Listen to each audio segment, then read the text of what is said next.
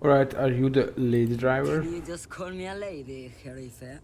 I was told of a woman driver. You're the only woman here. I'm not that either, Herife. I've gone too far from it all to remember what was between my legs. It doesn't work like that on the long haul. So you're not the driver everyone is terrified of. I'm only terrifying to small children and to those who used to know me. Yeah, it's not her. Believe me.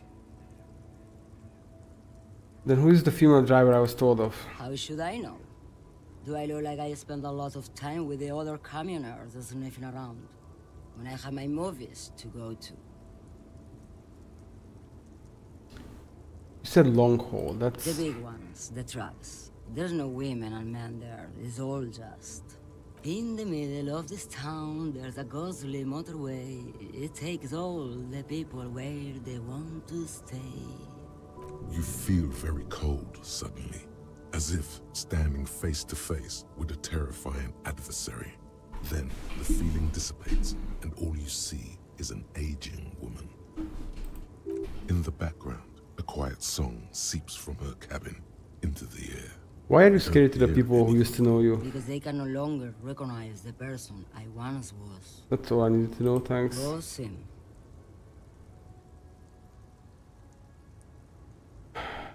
You seem like a woman who knows a thing or two about drugs. What do I need drugs for, Lowman? What I see, what I feel, the great adversary, no drugs can compare. Wait. The adversary? Yes. There is a protagonista and an adversario. I am on the side of the adversary. There's no coming back from that hole. Those epithets are familiar somehow. The great adversary, the great unrest. I don't like the sound of any of that. Sounds like a horrible drug. The worst one of them all. Where could I get my hands on experience like that? If you don't know, Maybe if she thought you're corrupt.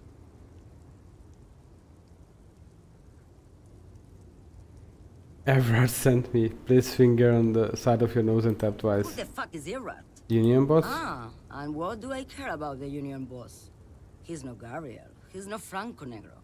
He's not even Hermenegildo the Hound. Okay, let me put this in another way. Are you smuggling drugs through Terminal B? Maybe. Probably not. Makes no difference to me either way. You said earlier you don't know what cargo you're hauling. Could it be drugs?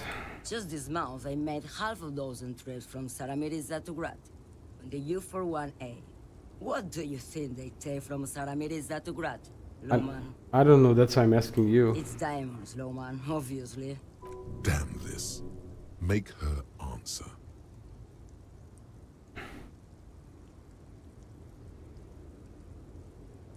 I didn't ask you about diamonds, did I? I don't care about that. Diamonds are good for you, Lowman. You should try them sometime. Make yourself pretty like Eva de Zoras. If you had to guess, who do you think is smuggling drugs around here? Easy. He's the skinny man who thinks he's a poet. Never trust a poet. Also, he's the only one I can see from here. That's correct. There is no visibility of any of the others. Okay, if you're not involved with the drug trafficking, then why are you still waiting here? Where do you want me to go? This isn't so bad. I can listen to music, or the seagulls. Look at all the colors and the futures of this world. It's a good palate cleanser, this jamboree. Or I can just relax and let my mind carry me back where it will, to the Great Plains. I think we're done here, no? Before I came, you seemed away. She's just a distracted old woman. We should maybe let her get back to her things. So he doesn't think she's the lady driver? You hear that, Lowman? I don't think your partner likes you spending too much time with me. Wait, why is that, Lieutenant? Nothing. I just don't think she's connected to anything. He doesn't want your frail mind caught up in something here. Uh-oh. Something unconnected to the case. But connected to this woman tuning out like that. Did you drive a lorry if you get like that? Oh, don't worry about me. I'm one of the best camioners around. I drive routes no one else will. What routes? Lomonosov's Land, Udashnaya Zemlya, Western Plain. A terrible cold comes over her, rattling her teeth as she stares inward. The Transcatolia Magistral. You for one here. At Estradas do Mirador. All the good ones. The deep trenches. Where the bluebirds fly.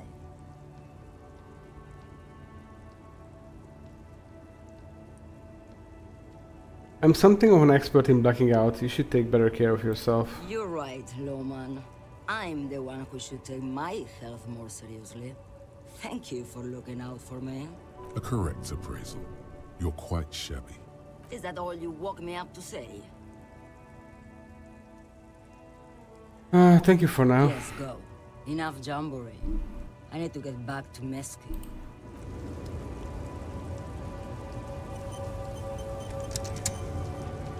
Wow, that was weird.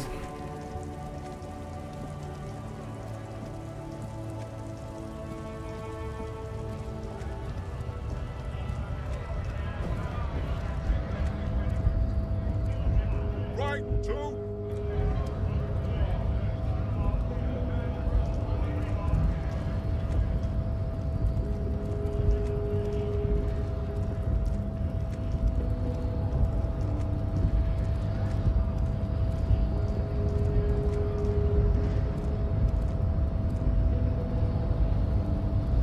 Your race descent has temporarily halted, but you will fall again.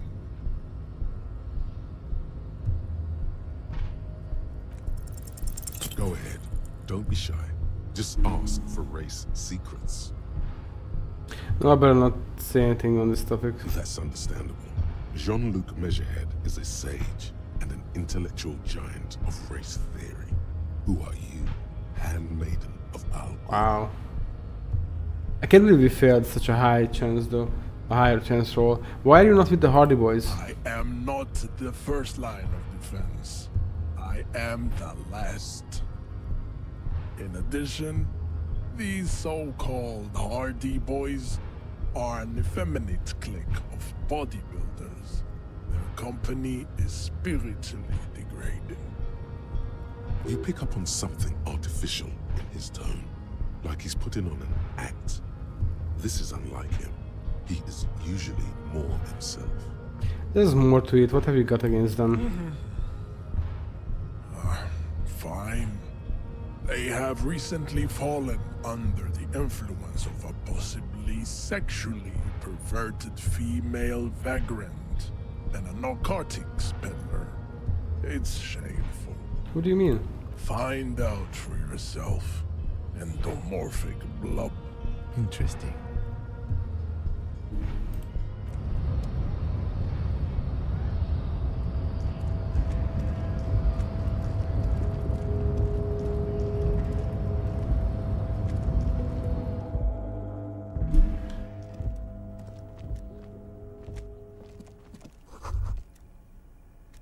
Oh, what's here?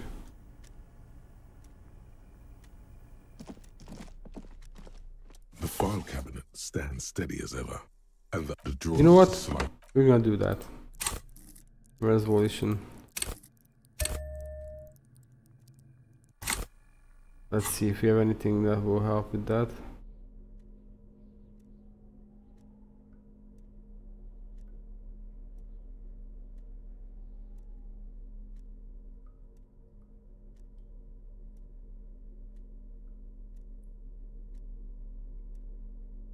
No, we don't. In your hands, you hold 16 Days of Coldest April by Yekatina Dahl. The cover image shows a row of concrete apartments above which span a black and white rainbow. It was heavy. Indeed, the book is unusually heavy in your hands, as though the cover were lined with lead. How long is this book anyway? You flip through the book. The pages are thinner than you realized, and the type quite small and tightly set. It's nearly 600 pages long. Whoa. Real art is dense and difficult. If it didn't feel like you had to wrestle a suicidal bear to get through it, you weren't really reading. At the back cover. The back cover is dominated by a black and white photograph of the author. What does she look like? She can't be much older than her mid-30s in this photograph. And yet, from this cover, the eyes of a sad old woman stare back at you. Let's start reading, I guess. In cold, detached prose, the author describes a scene from one of the Yugograd riots in the 20s. Youths overturned motor carriages and set trash cans ablaze, while heavily armored guardsmen dash in and disperse them in a flurry of baton blows.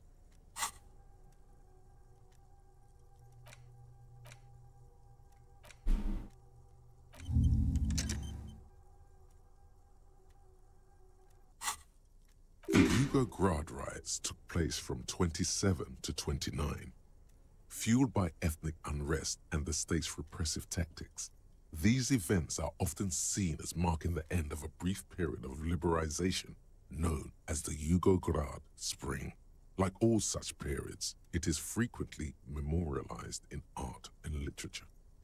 As ethnic tensions run wild, a pair of young lovers meet each other on the street. Somehow, in the middle of all the chaos, they manage to lock arms and look into each other's eyes. What happens next? It would physically hurt you to keep reading. Are you sure? Read 10 more pages. They go through a brief and somewhat awkward love affair. And in the end, they betray each other and succumb to the absurdity of Gradian life. The man becomes a lens grinder, completely abandoning his former existence. He toils through the daily drudgery at the Lenka Polyfabricate. Happiness and fulfillment have eluded him his whole life. And in the end, he has nothing to do but dedicate himself to the craft. The woman? She spends the next several decades standing at a conveyor in a Sosnovyj fish processing plant. The smell of fish guts slowly seeps into her hair and skin, as every single one of her dreams dies, one by one. The memory of their short time spent together tortures the former lovers ceaselessly until the end of their days.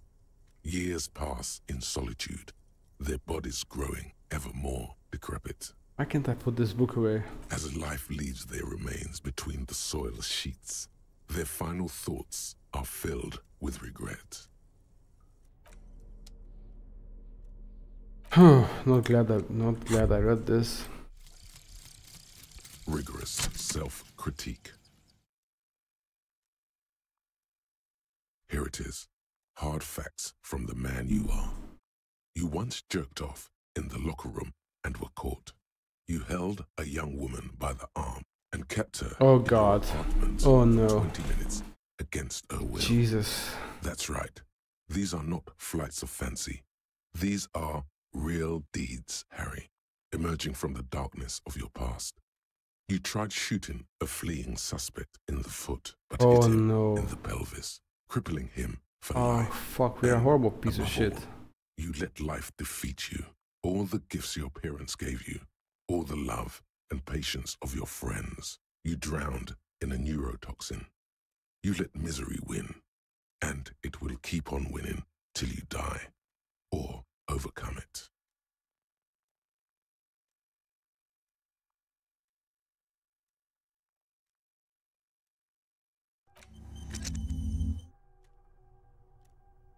Man, we suck.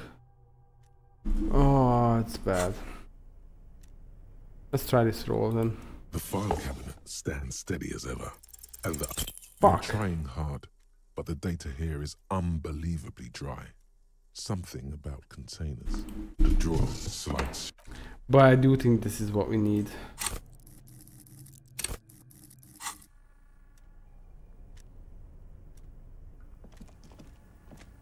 The already familiar cold touch of plastic welcomes you as you pick up the handset.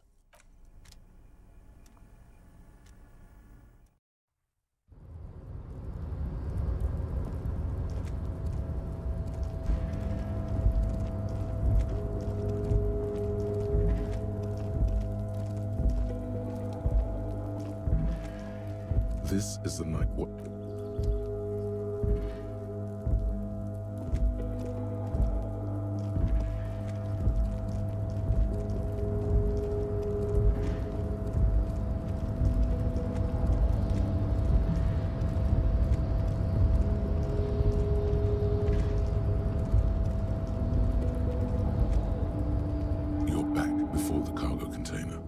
Its draw has not lessened since you were last here. If anything, it seems to have grown slightly. Wait, do we have anything that will help us with rhetoric?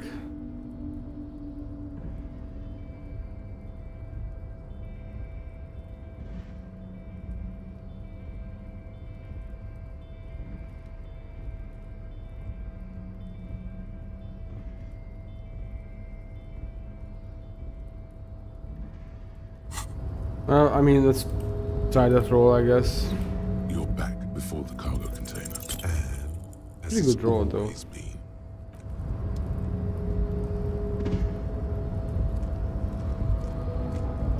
Not quite a double six.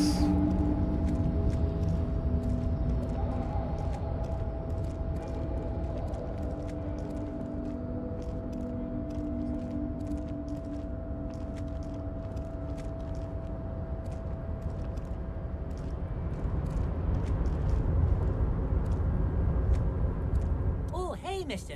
I knew you'd be back to talk with old Leo here. Sure, mister. Absolutely. I'm always willing to help out nice fellows such as yourself.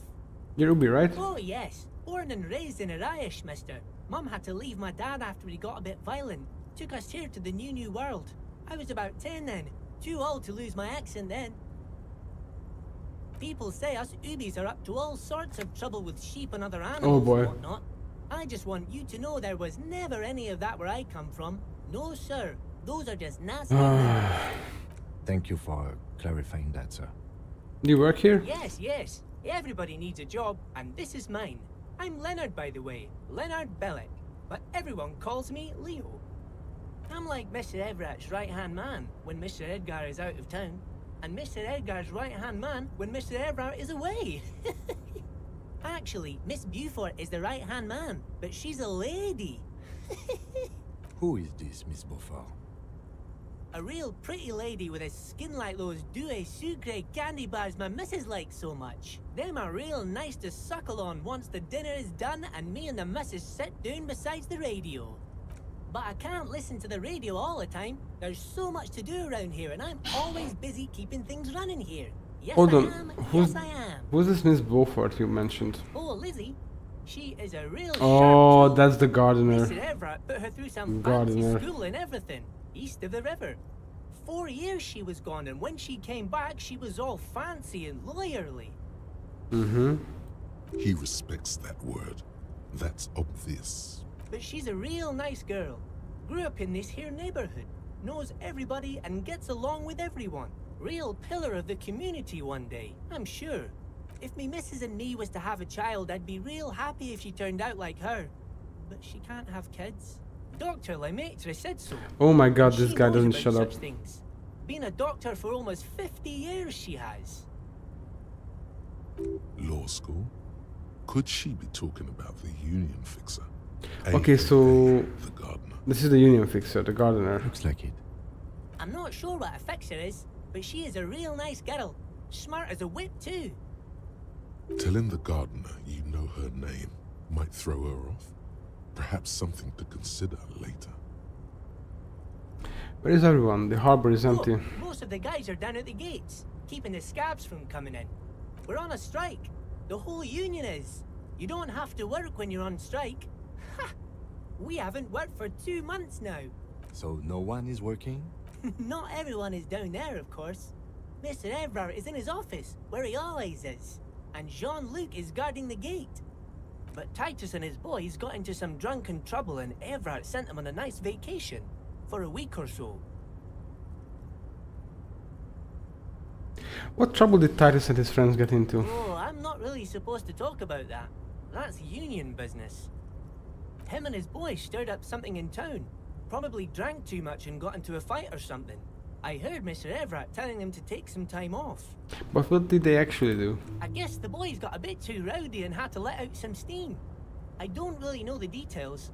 That's just how boys are, you know.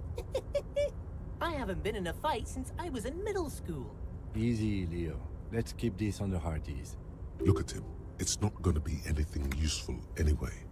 Don't fight it. Better to go with the flow. Too rowdy. Like, what kind of a fight did they get into? Did they kill a mercenary? Okay, Leo, let's hear about this fight you got into. I remember I was the runt of the class. The bigger boys always used to pick on me. You see, I had a bit of a temper back in the day. Flew off the handle like nobody's business. But Mr. Evrat and his brother always came to help. Once they beat old Noel Becker so bad he needed stitches on his head.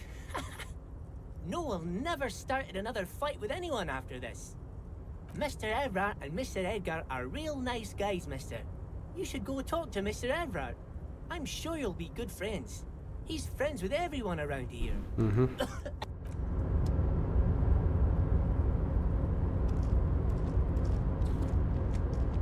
We'll see about that.